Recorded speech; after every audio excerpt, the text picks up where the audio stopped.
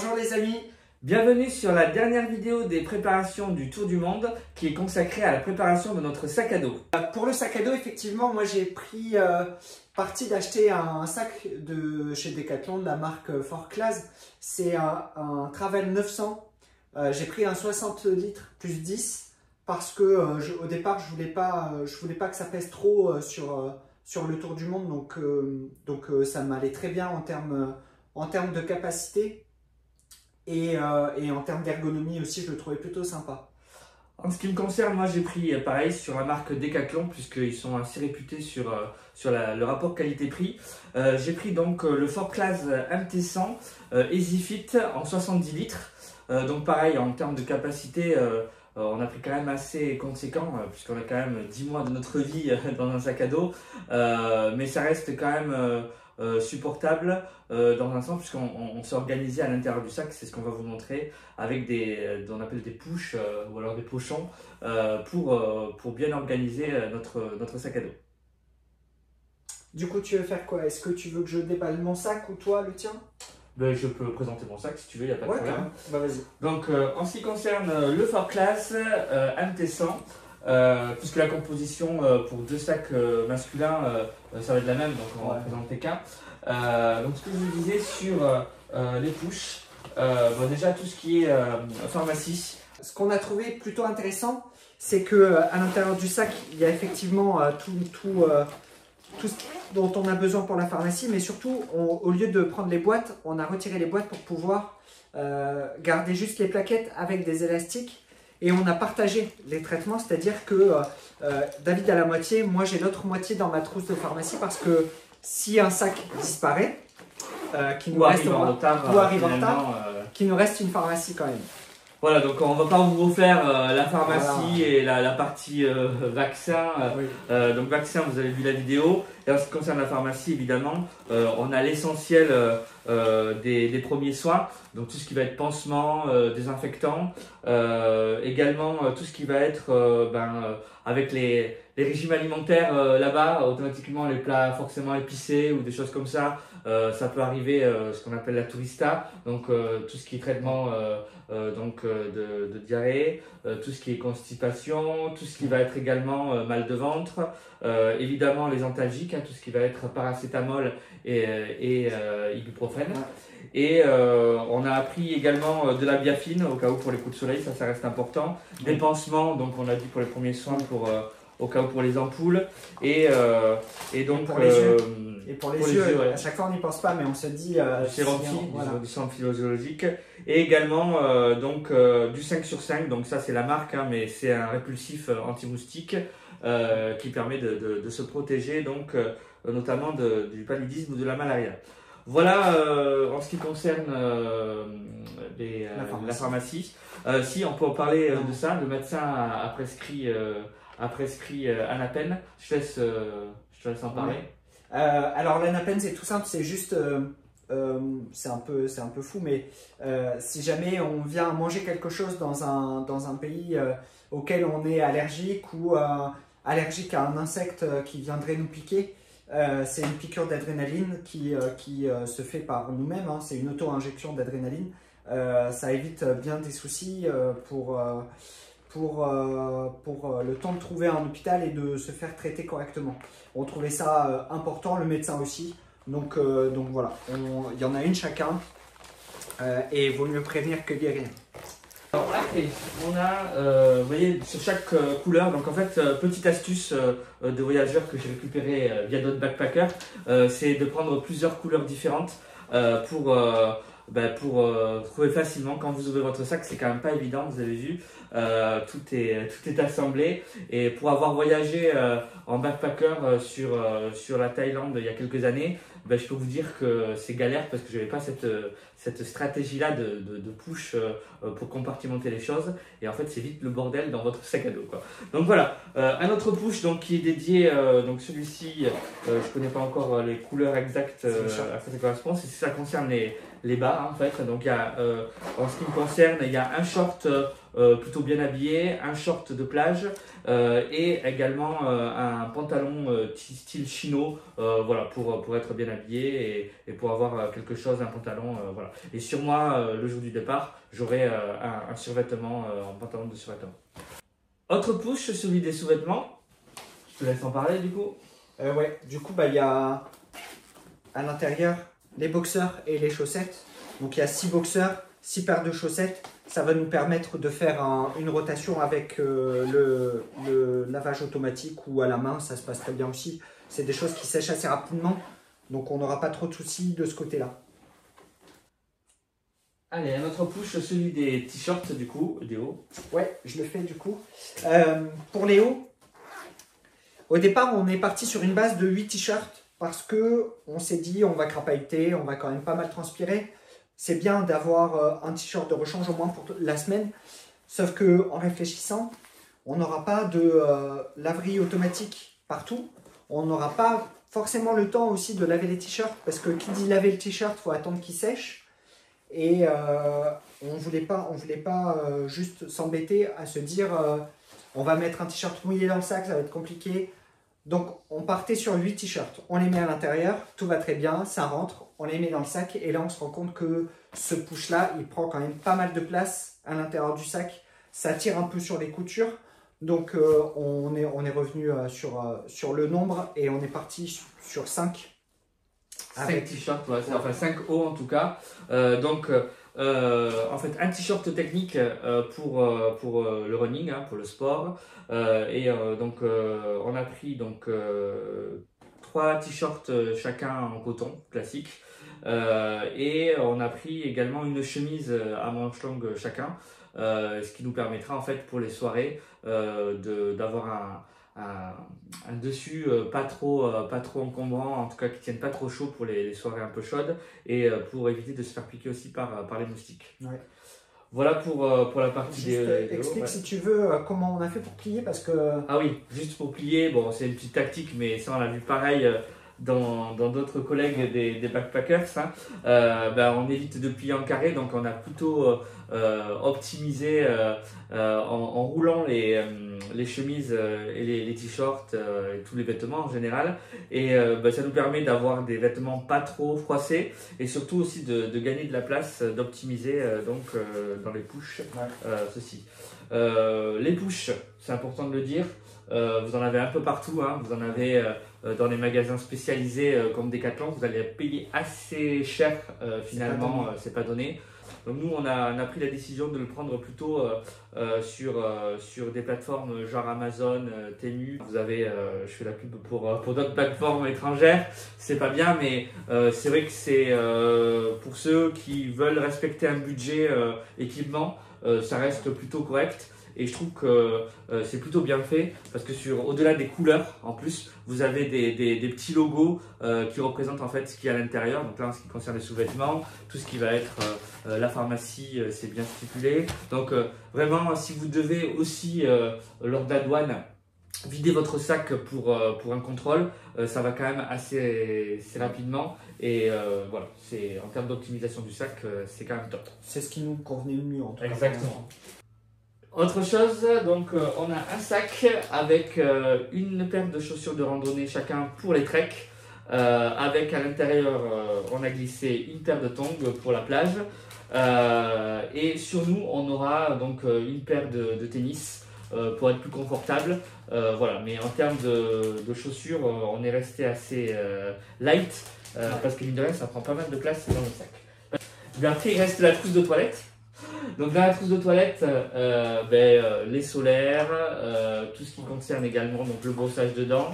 Petite astuce, nous on n'a pas pris de shampoing ni de gel douche parce que il y a des risques. Effectivement, il faut savoir que dans les aéroports et même quand on va prendre les bateaux, etc., ils ont tendance à jeter les sacs, et on a eu des accidents comme ça où des shampoings ou des gels douche s'ouvrent et du coup contaminent un peu tout votre sac, et donc là c'est galère après pour nettoyer.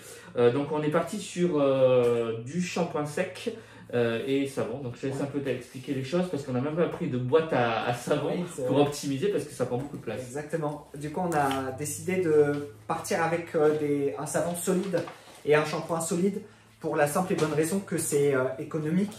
Il y a aussi un côté écologique à ça. Pour le transport de ces pains de savon, on avait réfléchi à une boîte de savon, sauf que on est deux, donc ça veut dire il faut au moins 4 savons, donc 4 boîtes, et ça fait trop de choses, trop de place. On a réfléchi et on s'est dit on prend des sacs zip de congélation, on mettra à l'intérieur nos savons, on ferme, c'est terminé, c'est hermétique, ça prend pas de place, ça passe partout, tu mets ça dans la trousse de toilette, tu es sûr que tu n'auras pas d'accident avec, et au moins c'est une utilisation quotidienne sans souci.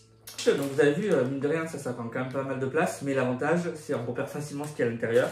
Ce qu'on a mis, nos accessoires de plongée ou de snorkeling. Donc là on est parti sur des chaussures de sous-marine, donc elles sont percées en fait dessous, ce qui permet de pouvoir nager avec. On a les palmes, le masque et le tuba du coup. Ouais. Et tout le reste donc est dédié, tout le reste de la place est dédié donc au sac de couchage et au matelas autogonflant. Ouais, exactement. Du coup, on a pris le parti de se répartir ce qui était le matériel pour camper parce que on va faire des treks quand même et je pense qu'on va dormir pas mal de fois en tente. On s'est partagé un peu le matériel pour pas que les sacs soient trop lourds et aussi en termes d'ergonomie, c'était plus simple de faire comme ça. Je vous montre ce que j'ai moi. Du coup, à là-haut, j'ai mon duvet parce que ça passe bien, c'est plutôt propre au niveau de la tête plutôt qu'en bas parce que le sac on va le poser sans arrêt. Je préfère que mon duvet soit là-haut. En dessous de mon sac, je vais vous montrer, on a installé la tente qu'on a directement du coup avec les ficelles, on a pu la lier comme ça. Alors c'est des sangles qu'on achète chez Decathlon, c'est très solide et c'est vraiment adapté à nos sacs Fortlaz. Et à l'intérieur de mon sac, tout au fond, j'ai un matelas autogonflant que tu lâches directement dans la tente et il est plutôt pas mal parce qu'il prend peu de place, il est assez compact, ça passe très bien dans le sac et voilà. Autre petits accessoires importants. Sur le côté, donc, on a un petit pochon chacun pour mettre un maillot de bain ou un short de plage mouillé pour pas mouiller tout le reste. Également, on a un petit pochon, ce qui s'appelle communément sac à viande, mais voilà, dans le libellé, c'est drap de sac en soie. Ça permet en fait, c'est tout petit comme vous pouvez le voir. Par contre, c'est super grand puisque ça fait 2,20 m sur 70 cm. C'est un drap de sac de couchage. Donc il est en soie, donc il se sèche, il se lave et se sèche facilement il est très confortable. Donc ça c'est plutôt sympa aussi pour éviter de salir trop souvent le sac de couchage qui lui est plus compliqué à nettoyer et à faire sécher. Donc voilà, donc ça c'est plutôt top, c'est pas donné puisque c'est 45 € un petit sac comme ça donc par personne, mais c'est top en termes d'hygiène et surtout de confort. Ouais. Et un truc qui est intéressant que je voulais dire par rapport à ça, c'est que on va faire pas mal de voyages en train de nuit ou en bus de nuit quand il fait chaud et qu'on veut quand même s'installer dans un truc un peu confortable. Ça c'est trop bien. Pas besoin de sortir le gros duvet, on sort ça, on s'installe, on se met dedans, c'est terminé. Donc c'est une bonne alternative au duvet et c'est aussi un bon complément pour protéger le duvet à l'intérieur. Autre accessoire, la housse donc à sac à dos qui permettra, donc elle est imperméable, ce qui permettra donc lors de pluie ou éventuellement même en termes de protection à l'aéroport. Ça permet de rassembler, de faire un package et de protéger toutes vos affaires. Donc ça c'est plutôt intéressant, c'est pas cher, c'est à partir de 10 € sur Decathlon. Certains sacs, faites attention, puisque nous on a eu le cas sur un des deux sacs, la housse était comprise à l'intérieur, elle était cachée, donc on ne le savait pas, mais bon, c'est toujours utile d'en avoir une en secours si elle craque. Et ce qui est plutôt pas mal aussi quand on voyage en sac à dos comme ça, c'est que on met la housse sur le sac. C'est toujours un peu plus dissuasif pour les gens d'ouvrir les fermetures, regarder rapidement ce qu'il y a dedans. Là, c'est fermé, il reste les bretelles qui sont aussi fermées. Donc c'est plutôt aussi une bonne alternative à la sécurité de son sac. Autre accessoire aussi qui est plutôt pas mal, c'est pour le linge sale en fait, hein, pour pas mélanger tout simplement le linge. Donc là c'est mieux qu'un sac poubelle puisque c'est en tissu et c'est plutôt en polyester en fait. C'est plutôt top parce que ça permettra de bien identifier le linge sale. Voilà. Voilà en ce qui concerne l'intérieur de nos sacs de voyage. On va passer maintenant au sac de cabine pour vous montrer les accessoires qu'on a à l'intérieur de nos sacs cabine. Parce que là aussi, il y a pas mal de choses qui sont intéressantes, hein, mais qu'il faut préparer. Alors maintenant qu'on a terminé le bagage donc en soute, le bagage cabine, nos bagages cabine, puisque là du coup on a deux sacs complètement différents en termes de stockage. On s'est réparti le matériel informatique et le matériel audiovisuel. Donc en ce qui nous concerne, puisque là pour le coup on a chacun un petit pochon avec une petite pharmacie pour la cabine, avec donc essentiellement du paracétamol, ibuprofène et également donc des boules qui pour le bruit dans l'avion. Et on a également donc quelques masques. Donc même si le Covid est terminé, ça va nous permettre quand même de nous prémunir de certains virus. Même si on est malade, d'avoir ce qu'il faut. Petite trousse, donc également avec tout le kit d'hygiène. Hein, donc on a déodorant, brosse à dents, un petit cache-yeux pour pouvoir dormir. Donc ça nous suit donc en cabine. Je vais juste revenir sur le petit kit à pharmacie. C'est pas mal parce que quand on a ça dans le sac, c'est petit, c'est pas encombrant. On a juste à sortir ça parce que outre l'avion et le sac qui est en soute, quand on est en trek ou on est en plein milieu de la nuit, au lieu d'aller fouiller la moitié de son sac, vider la moitié de son sac pour trouver un médicament, c'est toujours pas mal d'avoir des choses à disposition. Paracétamol, ibuprofène, ça passe très bien. On a juste à l'ouvrir, on prend et ça évite de vider le sac, de réveiller tout le monde en plein milieu de la nuit. Autre chose d'important aussi, on en a parlé, tout ce qui est couchage hein, finalement, on a le sac de couchage, le matelas autogonflant, la tente, mais on n'a pas parlé d'oreiller. Donc en fait l'oreiller il nous suit en cabine, puisqu'on a un oreiller chacun en tour de cou, donc c'est plutôt confortable, c'est plus confortable même que ce qu'on a pu avoir auparavant avec des tours de cou autogonflants. Donc du coup c'est plutôt sympa. Surtout celui-ci, en fait il se transforme, il passe 2 tours de cou vraiment en oreiller. Donc vous avez un petit zip qui vous permet de transférer toutes les billes de l'autre côté, de refermer le zip donc puisqu'il est réversible, et ça vous fait donc du coup un petit oreiller qui pourra nous servir dans la toile de tente. À l'intérieur, donc le matériel informatique. Donc on part muni chacun d'un PC. En ce qui me concerne, moi, c'est le MacBook Pro. On a également donc une trousse avec tout l'équipement Hi-Fi en fait. Donc à l'intérieur, c'est plutôt pratique, je trouve. Vous avez donc tout ce qui va être micro. Donc on s'est équipé de micros sans fil pour les petits reportages. On a une tablette également, une liseuse, tablette liseuse pour la lecture et aussi des guides. On a donc une Nintendo Switch pour se divertir, les cartouches de jeu. Et de l'autre côté, donc c'est plutôt bien fait, je vais vous montrer à la caméra. On a donc tout l'accessoire bien rangé. Donc, en termes de prise, donc c'est un adaptateur multi-pays, donc tout continent. Les prises pour le téléphone, les prises pour l'ordinateur et après tout ce qui va être câble, donc tout type de câble, micro USB pour l'Apple Watch, voilà. Et on a également des écouteurs sans fil. Voilà. Donc moi à l'intérieur, j'ai également la même chose que David. J'ai de quoi ranger mes câbles, même si j'en ai beaucoup moins parce que on a pris le parti de ranger pas mal de câbles dans une seule pochette qui était très bien comparée à la mienne parce qu'elle est petite. Donc à l'intérieur, j'ai mes chargeurs, un chargeur de recharge au cas où, de rechange au cas où je viens perdre le mien. J'ai mon baladeur MP3.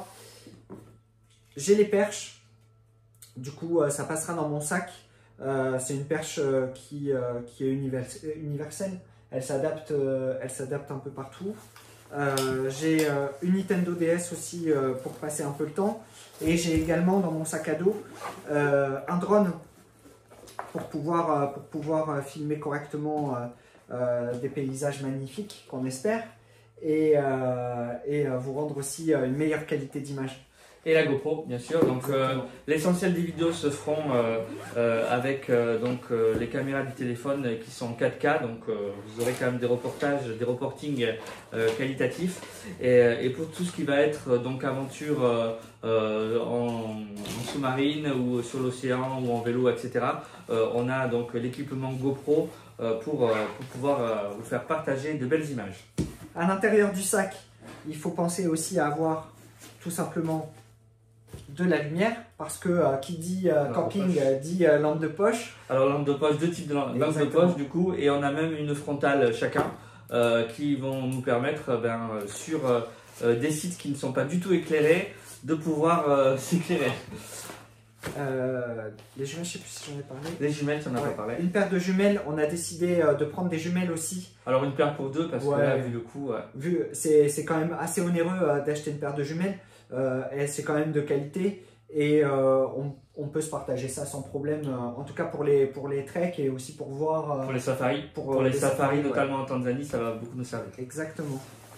Autre chose aussi, donc on n'en a pas parlé, mais tout ce qui va être documents. Donc on a cette petite trousse avec qui est très pratique donc pour caler tous les documents. Donc en fait on va faire des photocopies de nos passeports, de nos permis de conduire, de nos assurances également. Donc on aura une partie sur digital sur nos clouds et on aura donc des photocopies qu'on présentera si nécessaire. Et on gardera toujours nos originaux en fait dans nos bananes respectives. Exactement. Donc on a chacun une banane. Donc celles-ci en fait elles vont jamais nous quitter, même quand on va dormir, etc. Finalement, surtout dans les lieux un peu critiques ou un peu craignos. On a donc dans cette banane on va avoir passeport évidemment, tout ce qui va être moyen de paiement, du liquide, et également dans ces sacoches on aura des AirTags. Ces AirTags en fait vont nous permettre, comme vous savez tous, l'utilité des AirTags c'est quand même plutôt top, la nouvelle technologie, c'est d'être avisé via nos téléphones portables si la sacoche ne nous suit plus. Donc on a une notification sur notre téléphone, ça sonne et même si on la recherche, on peut la faire sonner et ça nous permettra d'être serein sur ce niveau-là. Voilà. Exactement. J'en profite pour en parler au niveau sécurité. On a pris parti via des conseils aussi d'autres voyageurs, c'est de pouvoir avoir du nécessaire à attacher les sacs. C'est-à-dire quand on part faire des longs trajets en bus ou en train et qu'on y passe 13-14 heures et que c'est la nuit, au lieu de se poser la question sans cesse, est-ce que mon sac est là, est-ce que tout va bien, etc. On va attacher les sacs l'un à l'autre, à un pied de lit ou à un pied du wagon pour que tout simplement on voyage un peu l'esprit un peu plus serein et se dire on ne s'est pas trompé, on a pris nos sacs, etc. Donc il faut juste penser, parce que c'est des cadenas qui vont servir aussi pour les aéroports, à prendre un type de cadenas qui est bien spécifique, David. Les cadenas TSA, donc en fait c'est obligatoire parce que si vous prenez des cadenas qui ne sont pas homologués en fait, ce qui peut se passer c'est que les autorités en fait, notamment à la douane dans les aéroports, vous forcent la valise ou vous déchirent carrément la valise parce qu'ils n'arrivent pas à casser le cadenas. Donc en fait c'est quoi les cadenas TSA? Ça permet avec des clés universelles à déverrouiller. Donc en fait les autorités ont des clés spécifiques qui permet donc notamment aux douanes à contrôler en votre absence donc du coup les bagages. Donc ça c'est important. Autre important aussi d'avoir des parce qu'au-delà de dormir dans les tentes, dormir en hôtellerie, etc., on va dormir aussi chez l'habitant mais aussi en auberge de jeunesse Et en auberge de jeunesse, vous avez souvent des casiers en fait qui vous permet en fait de stocker vos bagages en fait dans des casiers. Et donc là, il vous faut un cadenas pour fermer tout ça. Donc on a plusieurs cadenas en fait par sécurité, un lien en acier donc qui permet de rassembler tous les sièges. Et je parle toujours aussi sécurité, on n'en a pas parlé, mais sécurité plus hygiène, j'ai envie de dire, parce que on a des petits pochons donc avec fourchette et cuillère donc qui se plient, donc c'est en acier, donc c'est plutôt pratique quand vous mangez en street food dans la rue. Si vous voulez pas utiliser les ustensiles parce que des fois il n'y en a pas aussi, mais des fois aussi si on n'a pas confiance, ça permet voilà moi je sais que j'ai beaucoup d'attache à ça. Et donc un petit couteau suisse, donc ça qu'on met évidemment dans le bagage en soute car c'est pas autorisé en cabine. Voilà en ce qui concerne donc le bagage cabine. Je crois qu'on a fait le tour de tout ce qu'on avait, en tout cas des principaux éléments qu'on avait mis dans notre sac. Voilà, vous avez vu en tout cas quasi l'intégralité de l'intérieur de nos sacs de voyage et nos sacs cabine. On espère que cette vidéo vous aura plu. Ce sera la dernière vidéo des préparatifs. Du coup, on se donne rendez-vous très vite, dans quelques jours, pour le grand départ. On fera une petite vidéo à l'aéroport pour marquer le coup parce que ce sera notre premier vol d'une longue série et on espère que vous serez aussi nombreux pour suivre nos aventures.